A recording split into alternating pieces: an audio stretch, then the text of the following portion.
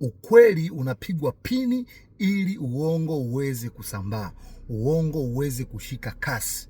Sasa tutaenda taratibu tu, Watanzania na vijana wa Afrika na Afrika Mashariki na Afrika nzima kwa ujumla, lazima tukumbushane, tupeane nasaha. Nataka niwaambie, ukweli unapigwa pini ili uongo uweze kusambaa. Taarifa za upande mmoja, tumeshuhudia yaliyotokea Tanzania.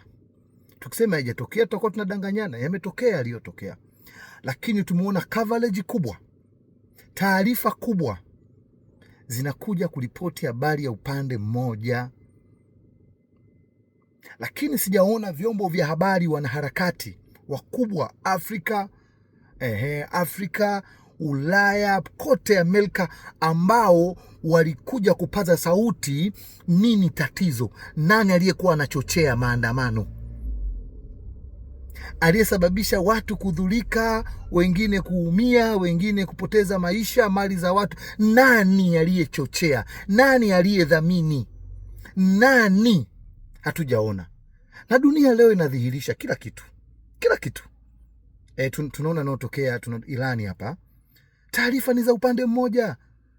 Tunaoneshwa watu wachache na ndio anapewa nguvu, wanaoandamana kupinga ile serikali ambao iko wazi 100% ni nyuma ya baadhi ya mataifa makubwa, ndio wanaandaa mpango huo. Lakini hatuoneshwi wengi wanaoisupport serikali yao. Habari ya upande mmoja. Marekani wametokea mtu amekufa, watu wanaandamana, lakini hakuna anayefanya coverage hiyo. Ni habari za upande mmoja ambazo wakubwa wa dunia wanataka kuiaminisha dunia wale ni wabaya, wao ni wasafi. Lazima Watanzania tuamke, tuwe watafiti, tusikubali habari za upande mmoja. Jana nilisema wanatuchezea akili.